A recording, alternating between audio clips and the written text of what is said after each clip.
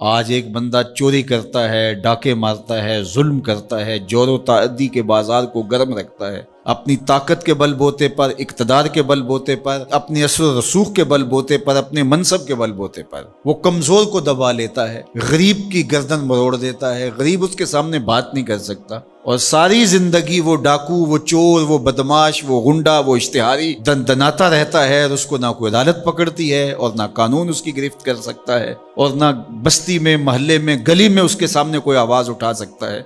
اور کمزور ساری زندگی پسا رہتا ہے۔ تو مرنے کے بعد اس لیے وہ عدالت رکھی گئی ہے۔ اللہ تعالیٰ نے قرآن مجید میں ارشاد فرمایا قیامت کے دن کیا ماننے والے اور انکار کرنے والے دونوں، کیا ہم ان کے ساتھ ایک جیسا سلوک کریں گے؟ ما لکم کیف تحکمون، یہ تم کہاں سے فیصلہ لائے ہو، یہ بات تم نے کہاں سے گھڑ لی ہے؟ مرور زمانہ کے ساتھ جو مسلسل مشق ہوتی ہے تمہاری اس دنیا کے اندر، اس سے تم سمجھتے ہو کہ ایسا ہوگا، لیکن ایسا ہوگا نہیں۔ وہ ایک الگ نظام ہے، اور اس نظام میں آپ کو ایک ایک چیز اللہ کے حضور لے کے پیش ہونا ہوگا۔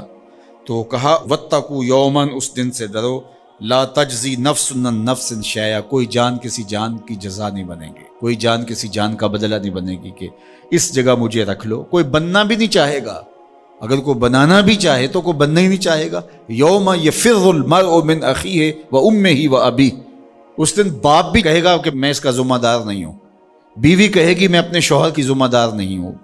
بیٹا کہے گا میں اپنی ماں کا ذمہ دار نہیں ہوں، ماں کہے گی میں اپنی بیٹی کی ذمہ دار نہیں ہوں، اور وہ ایک دوسرے سے جان چھڑا رہے ہوں گے۔ جب ماں بھی جان چھڑا رہی ہوگی، بتائیے وہ دن پھر کس طرح نفسی نفسی کا ہوگا۔ آج کی تاریخ میں سارے لوگ میدان چھوڑ کے بھاگ جائیں، لیکن ماں جو ہے وہ جلتی ہوئی آگ میں بھی کود جاتی ہے اپنی اولاد کے لیے، لیکن وہ دن اتنا سخت ہوگا کہ ماں بھی چھوڑ دے گی، ماں بھی کہے گی یہ اس سے پوچھو، میں اس کی ذمہ دار نہیں ہوں۔ اللہ اکبر۔ تو کہا وہ دن آنے والا ہے، آج تم نے دنیا کے اس رویے سے اور اس طرز زندگی سے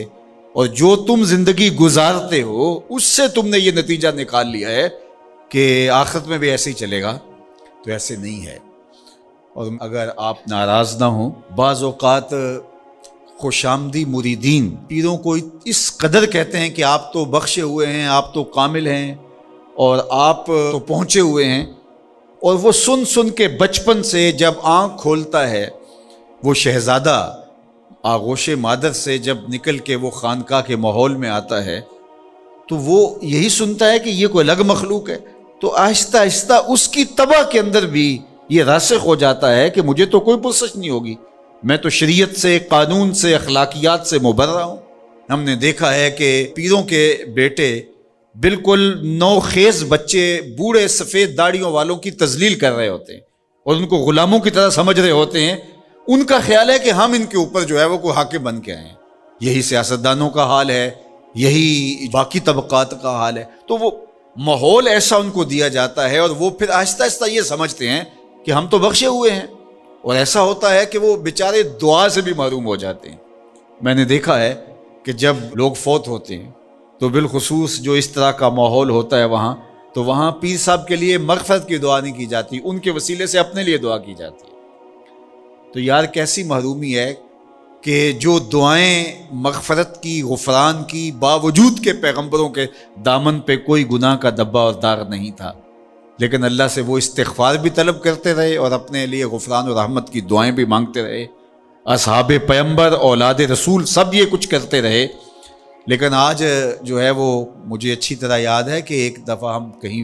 فاتحہ پڑھنے گئے، بہت پرانی بات بھی نہیں ہے، کوئی 10 سال پرانی بات ہوگی، تو وہ جو صاحب فوت ہوئے تھے تو میں نے غفران و مغفرت کا کوئی لفظ کیا تو میری طرف بڑی تیکھی نظروں سے لوگ لکھنے لگے کہ یعنی کیا آپ ان کے لیے مغفرت کی دعا کریں گے؟ یعنی یہ تو بخشے ہوئے ہیں، میں اور آپ کسی کے لیے گمان کر سکتے ہیں، دعا دے سکتے ہیں، لیکن قطعاً کہنا ہمارے لیے یہ مشکل ہے۔ تو پھر کیا کریں گے؟ ہم دعا مانگیں گے۔ نیک سے نیک پارسا شخص بھی ہو، ہمیں یہ بتایا گیا کہ اس کی خوبیوں کو بیان کرو، اس کی اچھائیوں کو بیان کرو، اس کے اچھے اعمال کا ذکر کرو اور اس کے بارے حسن ظن رکھو،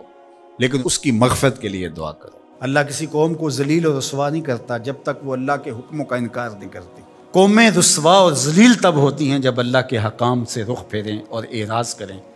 پھر قوموں کو پیس کے رکھ دیا جاتا ہے۔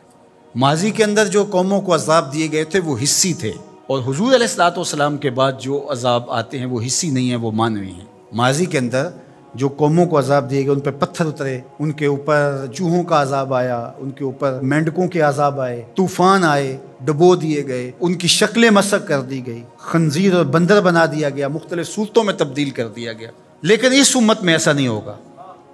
مسخ حقیقی نہیں ہوگا، مانوی مسخ ہوگا۔ مطلب کیا کہ حقیقی مسخ تو یہ ہے چہرے بدل جائیں، مانوی مسخ ہے چہرے نہ بدل جائیں، سوچ غلط ہو جائے۔ یہ ہے مسخ مانوی، اندر بدل جائے، اور وہ عذاب مانوی ہوگا، اور اس عذاب مانوی کی صورت تشتت ہے، افتراق ہے۔ قومیں جب افتراق میں مبتلا ہوتی ہیں تو یہ اللہ تعالیٰ جل شانہ کی ناراضگی کا روپ ہوتا ہے۔ اللہ تعالیٰ جل شانہ جب کسی سے ناراض ہو جاتا ہے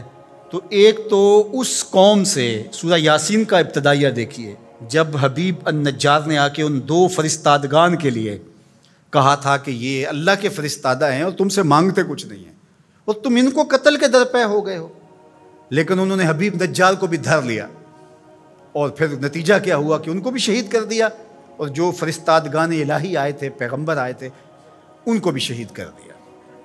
اور سورہ یاسین میں وہ سارا واقعہ موجود ہے، اور وہاں پڑھیے اللہ نے جو ان کے اوپر عذاب نازل کیا۔ ایک تو وہ چیخ تھی جس نے ان کو آ لیا، اور پھر وہ جو ہے وہ اپنے گھروں میں گرے پڑے ہو گئے، اور دوسرا جو عذاب اللہ تعالیٰ نے دیا اس قوم کو، اللہ تعالیٰ نے فرمایا پھر ہم نے ان کی طرف کوئی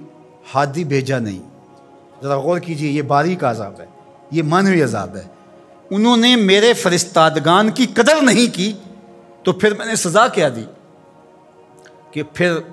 ان کی طرف میں نے کوئی ہادی نہیں بھیجا، رہنما نہیں بھیجا جو ان کی رہنمائی کر سکے، ان کو بلائے، ان کو پھر اندھیروں میں بھٹکنے کے لیے چھوڑ دیا۔ تو یہ بات ذہن میں رکھیے گا، جب قومیں تشدد، ناقدری، اچھے لوگوں کو نظر انداز کرنے کا مزاج پیدا کرتی ہیں تو پھر ان کے اوپر جو عذاب بھیجے جاتے ہیں ان میں سے ایک عذاب کہ پھر وہ حقیقی قیادت سے محروم کر دیے جاتے ہیں۔ آج میرے وطن اور عالم اسلام کی جو حالت ہے، ہم اس وقت قیادت کے اعتبار سے یتیم ہیں۔ یہ الگ بات ہے کہ ہر بندہ دعویٰ کر رہا ہے کہ میں ہی نجات دہندہ ہوں اور میں قائد ہوں۔ مذہبی لوگ بھی، سیاسی لوگ بھی، سب کہتے ہیں کہ میرے بغیر تو چرخ کا پہیہ ہی نہیں گھوم سکتا، میں ہی سب کچھ۔ لیکن حقیقی طور پہ اگر دیکھیں تو یہ امت بے امام ہے۔ اس وقت ہمارے پاس قیادت کا فقدان ہے، اگرچہ قائدین کی بہتات ہے، لیکن قیادت، حقیقی قیادت جو درد امت کا مداوع کر سکتی ہو، جو ضرورت کی کفیل ہو، وہ قیادت آج ہمارے پاس نہیں ہے۔ اقبال نے بھی کہا تھا، اٹھانا پھر کوئی رومی عجم کے لالہ زاروں میں، وہی آب و گل ایران، وہی تبریز ہے ساکی۔ اور دوسرے مقام پہ یہاں کے حالات کا، چمن میں رخت گل شبنم سے تر ہے، سمن ہے سبزہ ہے باد سحر ہے، مگر ہنگامہ ہو سکتا نہیں گرم، یہاں کا لالا بے سوز جگر ہے۔ یہ سزائیں ہوتی ہیں قوموں کو کہ ان کے اندر پھر حقیقی قیادت کو اٹھا لیا جاتا ہے، پھر قوم بھٹکنے کے لیے چھوڑ جاتے ہیں، پھر مختلف جتھوں کے ہتھے چڑھ جاتی ہے۔ اور آج جو ہے ہمارے ساتھ ہو رہا ہے وہ کسی سے مخفی نہیں ہے۔